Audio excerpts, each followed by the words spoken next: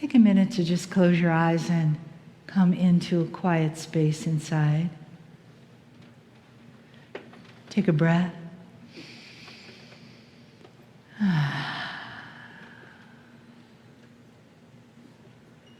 And notice your presence.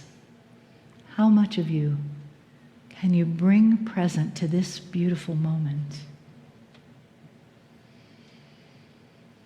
Take another breath and let it come deep into your heart, filling you up, softening that part of you, letting your heart unfold in a beautiful way, like the petals of a flower, so that it can receive, like a flower receives light and sunshine, moisture as it opens. Breathe into that space of your heart where that perfect blossom is happening right now. And in that openness, allow for the receiving. Allow for your wisdom to come forth and shake hands with the great energy that's here. Let it, just let it, just allow it. For the wisdom and the energy is here for you. Again, in this life. So it is good day to you, huh? So very good to see your light, your brightness, your divine presence, your connection, your radiance, dearest beings of light. You know that there is no accident that you are here in the Pleiadian conference, a Pleiadian channeling conference, yes? How many of you are channels, huh?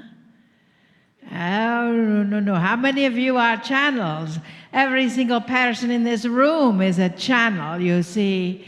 We are bringing that energy with you. So know that you may be an artist, you may be a teacher, you may be a preacher, you may be a speaker, you may be a painter, you may be a baker, you may be a candlestick maker. Not very original, eh? But you see, that is still a channel. Huh? That is still a channel of energy. That is still a connection of energy. And as you are connecting with that energy, we are activating that channel in focus within you. So understand and know that for that vibrational frequency,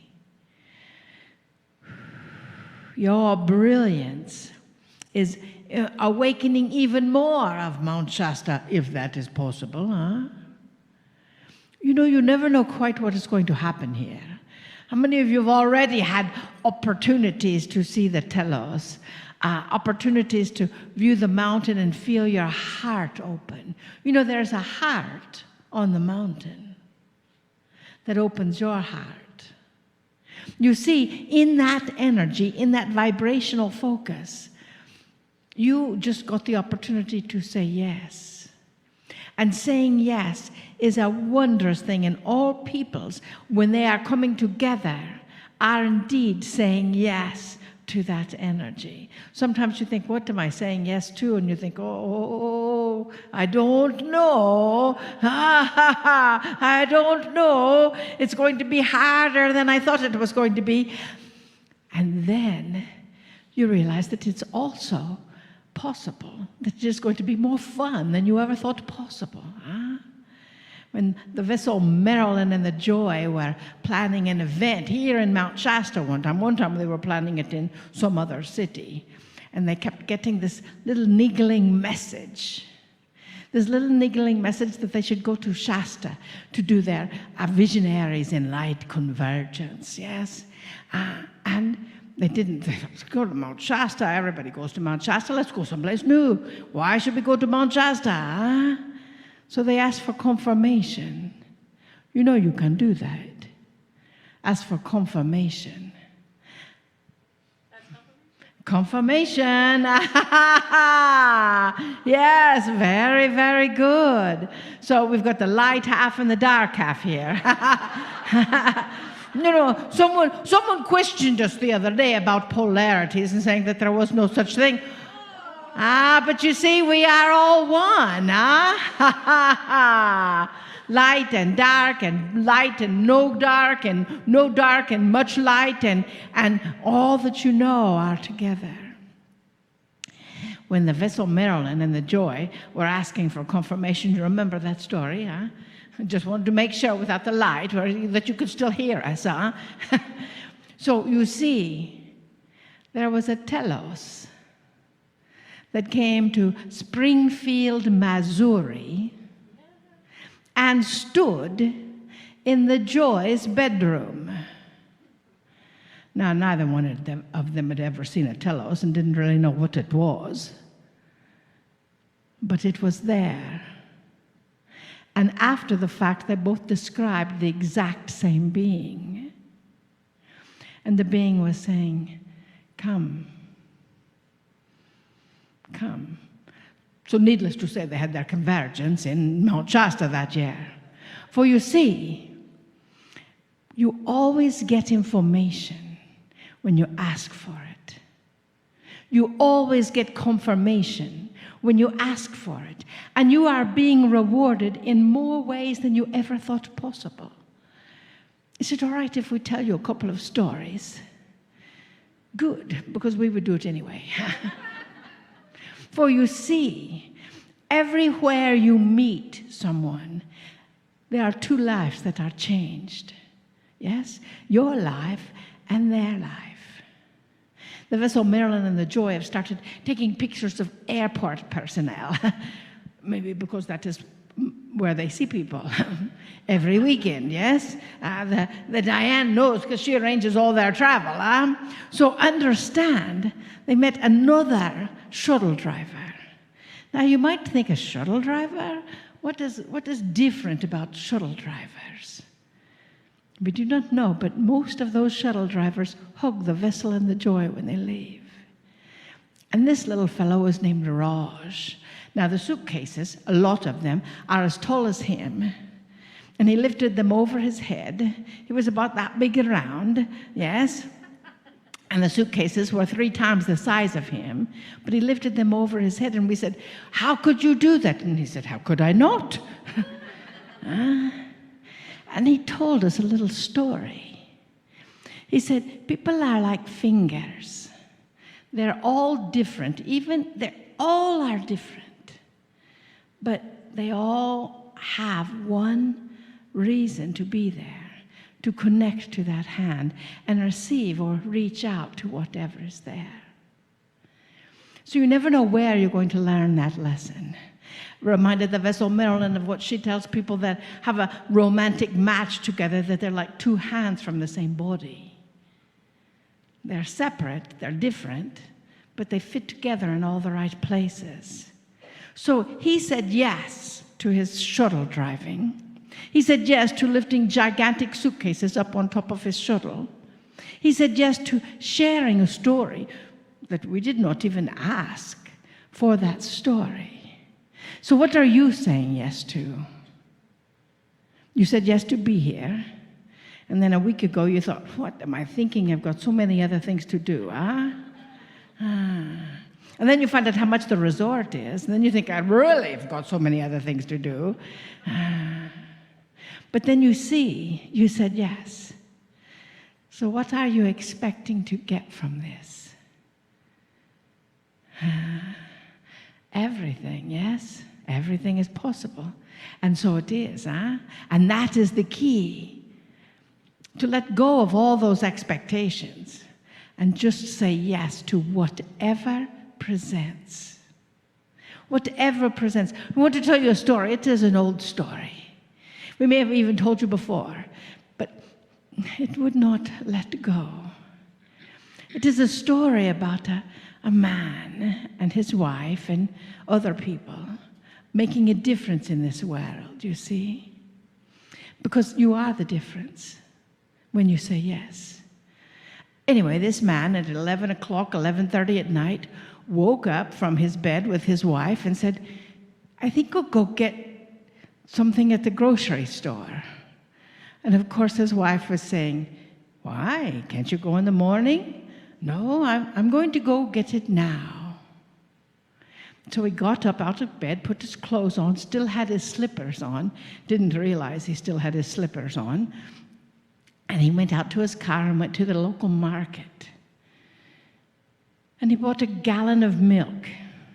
Now, they had milk in their refrigerator, but he bought a gallon of milk, and then on the way out, he said, wait just a second. And he bought a loaf of bread and a container of peanut butter and jelly. And he started to drive home, and all of a sudden, he realized he was not on the right street. It must be because he was tired. And he went over, and he got onto another street, and he thought, where am I? Do you ever feel disoriented like that when you're driving? That is not a good idea necessarily all the time. But for this man it was.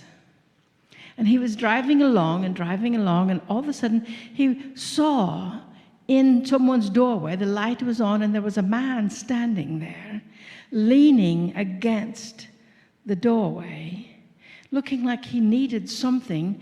And so our friend pulled up in front of his house, and when he came up to the door, said, are you all right? And he said, I'm all right, but my wife is sick. She's not feeling well, and her milk has dried up, and she cannot feed the baby. And he heard a baby crying, maybe two in the background. And so he went to the car and got the gallon of milk and gave it to him. And the man wept. And he went into the house and gave the wife the gallon of milk, and the baby stopped crying, and he realized that there was someone else crying. And so the man went back out to his car because it sounded like a little child crying. And he did not have money for anything else, but he brought the peanut butter and jelly and the bread to his door. So he fed a family. It maybe not have been the most healthy thing in the world, but it was perfect for them. Protein, sweets, the bread of life, and milk. You can survive on that, just as you can survive on yes.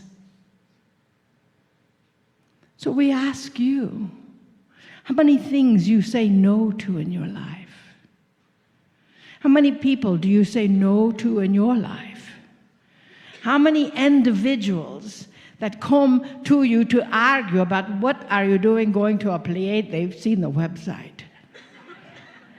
A Pleiadian experience. What is a Pleiadian? And you're trying to explain that to them and find yourself trying to convince them of that experience. And finally you just say, no, I'm just going to go. Huh?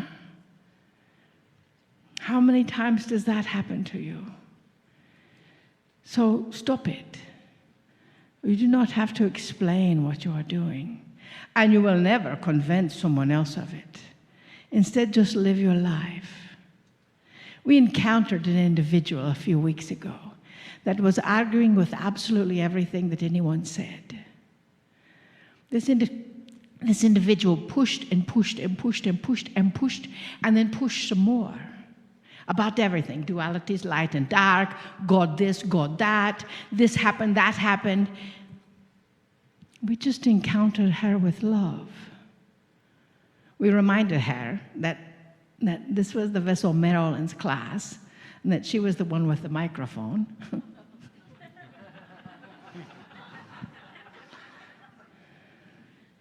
And then we practiced with someone else in the group about channeling, because that is what we teach people how to awaken, is channeling. And the person that she got had never channeled before in his life. And he looked deep into her heart, and he said, your guides want to tell you how much they love you. And she wept. The individual wept. And her heart was opened. She will never be the same. Because someone had seen her and said yes to her, and was not put off by her abrasive energy, was not put off by all of her touting of who she was and what she believed in and that she was right. And she came to the vessel in the joy afterwards and said, I don't know what's happened to me. I don't know anything anymore. But you saw me. And so did he, her practice partner. And her heart was opened. Now, where would she have been had her practice partner heard that statement, which is a very serious statement for a brand new channel to say to someone that he'd never met before in his life, if he would have said no to that? Well, she would probably still be arguing with this. But she was not. She is a new person, just as you are. Every moment, every day, you are a new person. To get to say yes to what happens. To get to say hello to you. To get to say, oh, all these fingers, whether you even have an arm or not, that is not the important part. All this energy is working together for one thing: love. Love. Take a deep breath.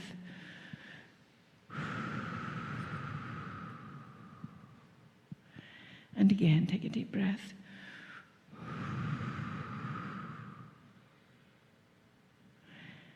So what are you saying yes to? Everything. Everything is possible. Why not? What are you saying no to?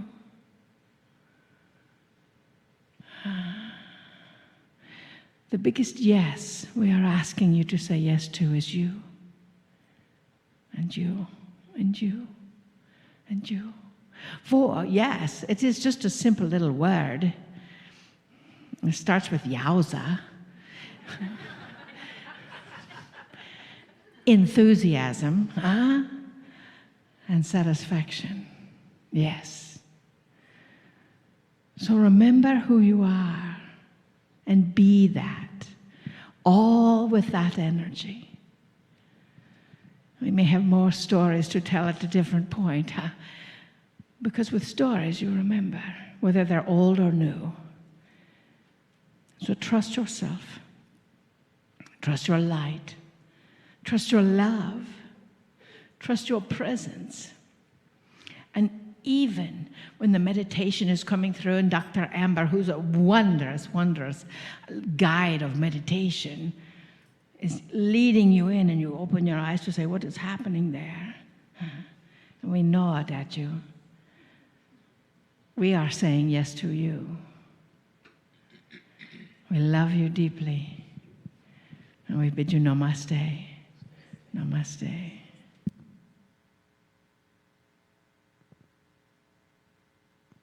Greetings, dear ones. I'm Kryon of Magnetic Service. For those who are just listening, we find ourselves in the shadow of the mountain. For some, this is just a phrase. For some, it's literal. We are that close to that which you call Mount Shasta.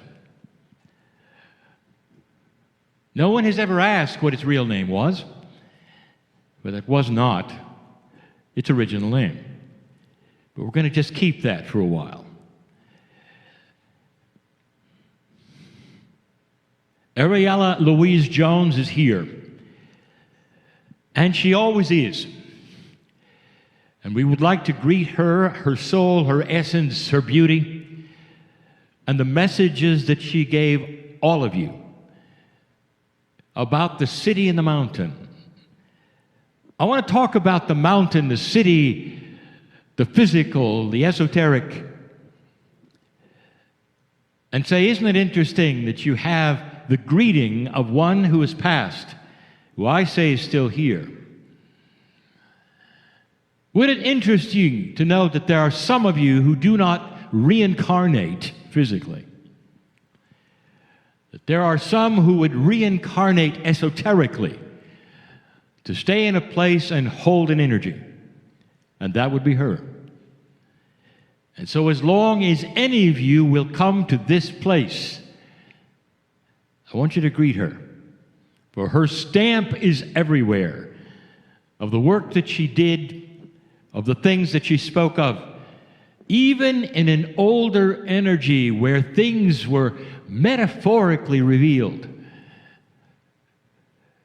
A tough time for some channeling. She did it. You might say she is the forerunner of all that is here known today and that which you are working on, even as you sit here, to understand more of what is on the mountain and in the mountain and what it means. The land here is different. This is one of these areas, dear ones, remarkable for its protection. We gave you a story not long ago of the small island of Kauai and how through the ages it was protected even from inappropriate things that might have happened there from your military. Because it was a very sacred place, that which used to be Lemuria, and especially that particular island, which carries something we don't often talk about. It has in common something here. It's tough for those who might just be listening to grasp an idea. The idea is this: that there is life that exists, and the life would exist apart from any definition you would have. Any definition. It's a tough call because there are so many who would define life as that which is human and animal and real to your touch. And in the paradigm that you live, you've defined life right down to the plants, right down to the insects, and this is what you see, right down to the pieces and the parts even of a virus. You say this is alive, this is not alive, and you have all of these definitions. What if I told you this is your paradigm's definition? Could it be possible, do you think, that an evolved life, especially one that perhaps had 2 or 3 million years on you, would have a different kind of paradigm? What if there's something that we haven't really talked about much? The evolution of the soul. But let's get back to the Shasta issue. Many years ago, when my partner brought me here, I gave a channeling, some of you can find, and it spoke of the protection of Shasta, much like the protection of Kauai, and for the same reasons. In some of the valleys in Kauai, there's something called the Menehune. Dear ones, let me rename them. They're Pleiadian. And those who are the natives there and speak of their magic that they have will say, well, they're invisible beings and they have magic. And those who have been around for a long time in the esoterics of that island say pitch black at night. You can see lights in some of those valleys. They are so sacred that the government has said, hands off, don't go there, under the guise that they are indigenous owned and that they are sacred. And even if the government does not know why they do that intuitively because they are sacred. Because I'll tell you, in those valleys, it's the same thing. It is on this mountain. On this mountain, in this mountain, there's the essence of the remembrance of up to 200,000 years ago, of the teaching, even of the wheel. For the teachers were here. This is a node. And so was it in Hawaii. And there are others around that we have spoken of that would have some of these same attributes. My partner spoke and has spoken of the Red Center of Australia. It has the same exact attribute. My partner was in a helicopter, and he was told by the pilot there were places they could not fly over because they were too sacred. And then he was told that that would change if we had a woman pilot and that she could fly over those, and that the gender was important because of the teaching of the shamanship of the woman. And that she was allowed because there was a sacredness that she would understand and the intuition that she would grasp that perhaps others would not. I tell you that this remains even today in some of the indigenous around this planet, but here it does too. The mountain is feminine, no matter what they say. Is anyone there? Is there any proof anyone is there? It's tough when you have one paradigm which is so low consciousness to prove another which is high. We've given you an axiom before that says you cannot look up in consciousness, but you can always look down. You can always see where you've been, but it's tough to see where you're going, especially when it's an evolutionary consciousness that we speak of. And so I'm careful not to get too strange too quickly. But I'll get there.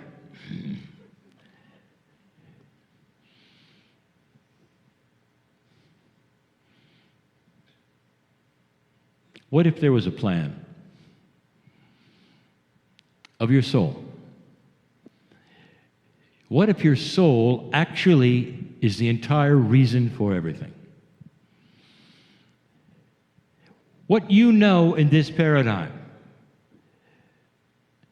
as human beings who are just starting to evolve into knowledge, to recognize light, to start to see the things which are metaphysical, you start to see things outside of what you expect. Last week we told you of some of the masters on this planet that are still here, not just the past ones who could create things from nothing. You saw this so vividly in some of the biblical masters who were talked about. And yet it exists today, that there are those who can create things out of nothing. And it's done with a master consciousness that has total control over the physics around them. And the interesting thing about this is that if you brought those here and you put them, for instance, on your media, and you had the videos of them doing what they do, right in front of the camera, there would be the vast majority who would say, that isn't really happening, you see. It can't happen, therefore it isn't happening. It's faked. And they would go upon their lives like they always had, in total disbelief, because the paradigm they have is set. You cannot look up to a higher consciousness. You cannot even stretch the imagination to consider it some. The ones who sit in front of me are students of metaphysics, beyond the physics that you know. What if this was all about your soul? Let us say there are a certain number of souls in this galaxy, and let us say that all that is done is about their evolution. Now let's take a look at your paradigm and what you believe as metaphysical people about the soul. Each one of you has a piece of the creative source in you. And you carry it around and you label it. You say that it's carried in certain parts and pieces. It's expressed in certain ways. There is the Merkaba. There's the pineal. There's all of these different parts and pieces for you. And then as you see what is here, and you truly understand that it's huge. Energetically huge. So big is that soul of yours, it can be multi places at once. And we've talked about that just recently. We've talked about the higher self, which really isn't seem to be anywhere, because there is no where in metaphysical terms of multidimensionality. There cannot be a place that is finite like it is for you in a linear world. That means that pieces and parts of your soul are everywhere. Now, this is a tough thing to teach, but that is part of the magnificence of you, part of your soul. And then you learn your soul may have a name you've never even heard, a name we sing and like when you're not here. That the name you have on your name tag today as you sit is the name for now. And it's going to change the next time you arrive. The next time you arrive, oh yes, you see, the soul manifests incarnations and expressions of itself that you call reincarnation. You live for a certain amount of time, and the essence of your soul and the consciousness of your soul goes back to that which is the creative source in some way, and then returns in another body. Now, you know this because this was the first intuitive thought of the first organized spiritual system on the planet, the Hindu. It still is there. It is also the derivative of the Hindu into Buddhism. It's still there. Reincarnation is a great deal older, the idea of it, the expression of it, the understanding of it, far older than you think. And it's not a New Age concept. It's the way of it. And then we start talking about the elevation of consciousness and what might take place in that paradigm of reincarnation. You start to live longer. You start to change. We have told you that the blueprint of the human body is designed to reproduce itself and rejuvenate up to 900 years. And you live a fraction of that, and the reason why is because consciousness must be high for the body to work correctly. Now you kind of know where you are on the consciousness scale. But that is changing. Longer life is going to be a staple. We gave you this information before. We're going to give it to you again. There's going to be a split. And it's going to be a split of consciousness. There will be those who do not raise with free choice any consciousness into light that they have. And they will stay the same. And they don't want anything you have. And then there will be those, such as those listening to this and those here, which start to think higher and start to evolve. Now, the evolution over many generations will create a whole group of human beings living twice as long as you live now, expecting to and not having any of the diseases you have today. The other group will have the same lifespans you have now and will have all the diseases you have now. Can you see how they may look at you and what they may think of you? Let me tell you, in their paradigm, you have a pact with the devil. This is their idea of how you can do what you're doing. And the reason? Because you cannot look up in consciousness, only down. So they will see what you have done, and they will understand it not.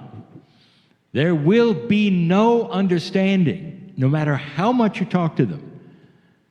about how an alliance between your biology and your consciousness has allowed these things. What will happen to them, dear ones, is obvious, because there won't be many left. They will die out.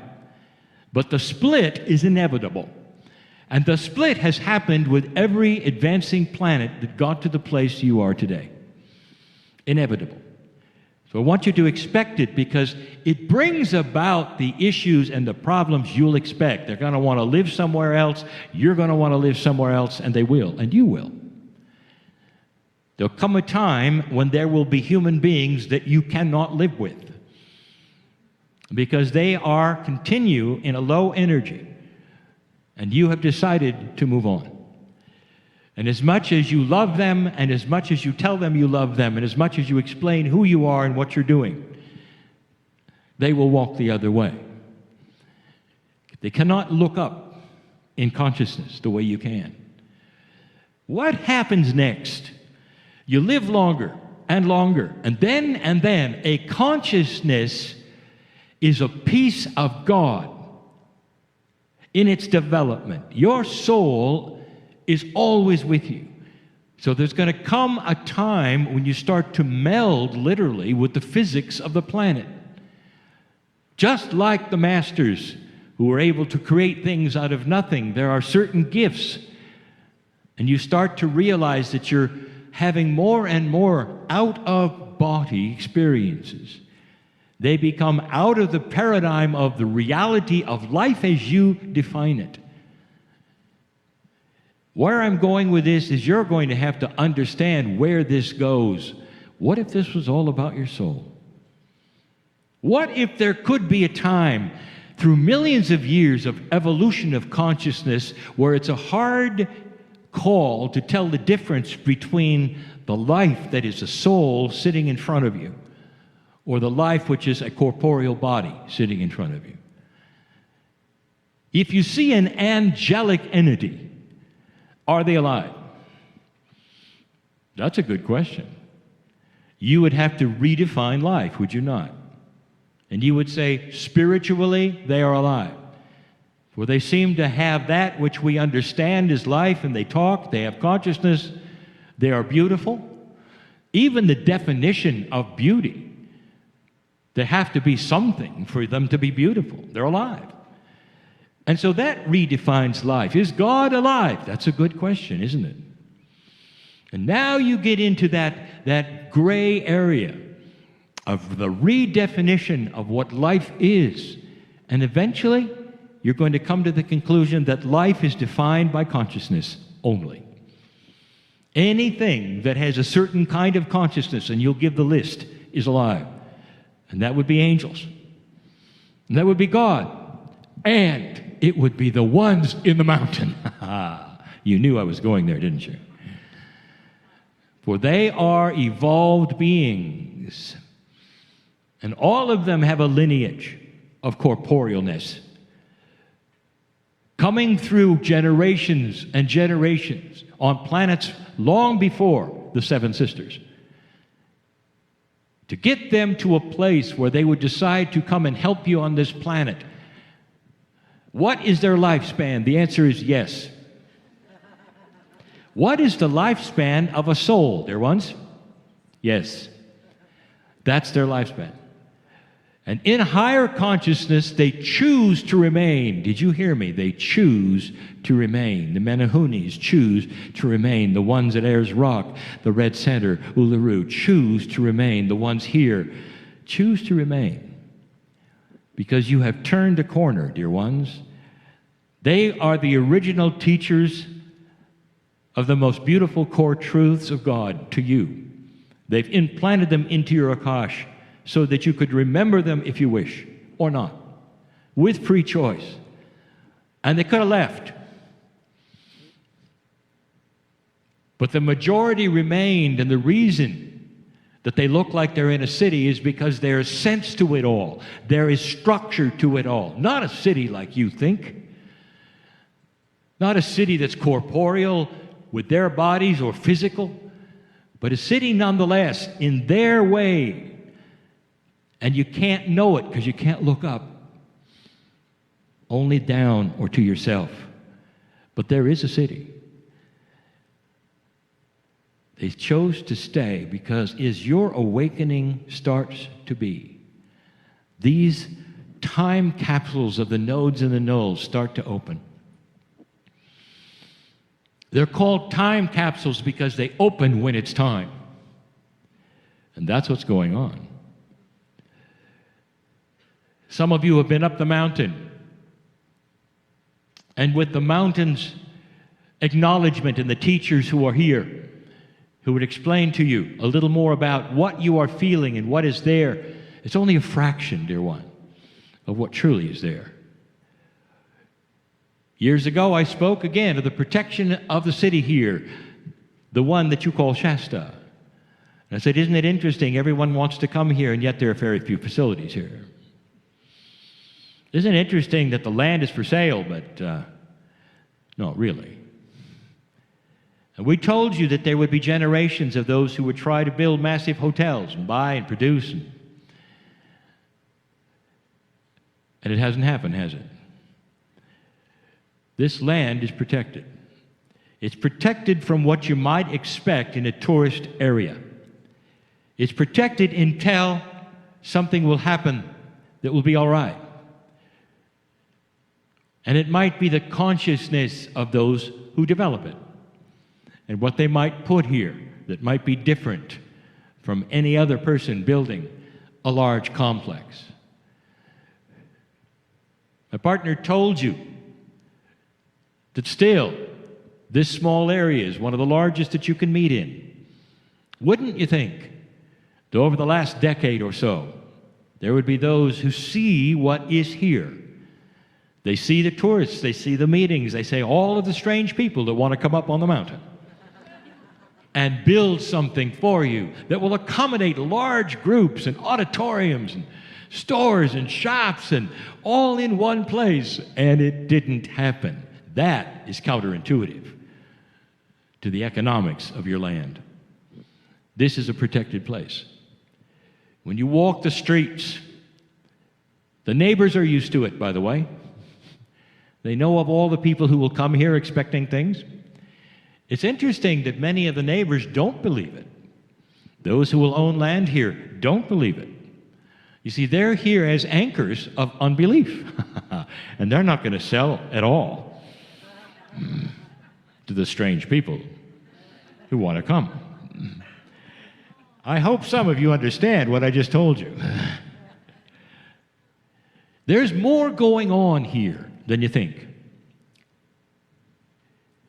When you get a chance to talk to the one that is called Pragit, he will tell you the story of being able to acquire the place that he has now not too far from here, which is blessed and seen. It's no wonder that he's visited with the beings in that place. He's almost the front runner of the kind of consciousness that would see places and understand why they should be in Shasta. There are things here, but the biggest thing here is the city is real. Now I want you to relax for a moment and don't try to figure it out, because you can't. What truly is here is benevolence and teaching and beauty and love and real souls that have melded, literally melded through the ages into those who had such high consciousness that they no longer needed corporeal bodies. And in that, there is no paradigm of travel that needs a ship. So advanced are they that they became the seeds that would change your biology and start a human being with 23 sets of chromosomes instead of 24. It would give you that which is the beginning of magnificence that you will discover, because you're headed for the same place. And you would say, well, how long will it take? And the answer is yes. Dear ones, I say that because it matters not. You'll be there. It matters not. Length of time as something that you look at and compute with and judge is a three-dimensional concept. Length of time for a Pleiadian has nothing to do with the clock. If you said, how long will it take? They would say, how much love can you receive? Everything is transferred into another kind of an answer from the master. When you ask a master what time it is, they're not going to give you the time of day. They're going to give you a question back about your life. For this is the master wisdom that you will find in the mountain, who knows every one of you right now because you sit in the shadow of the mountain. There will be some of you who will open up to this very strange idea that I just gave you, that there are realities beyond your reality, that you don't know what you don't know yet, and all of it is exceptionally real. Could it be? Truly, could it be? That there are entities, if you want to call it that, in the mountain, all over the world, in mountains very similar, that had to do with your creation and have been ever since because they care about where you're going. Because they've experienced some of these things themselves and know what's next. And out of these time capsules will pour wisdom that you can use, eventually inventions that you will have, carefully constructed so that you will not weaponize them, and so will use them for the betterment of humanity, to grow more food, to clean your water. All of these things are there. They have it. They've had it. The extension of life, all of this, they know.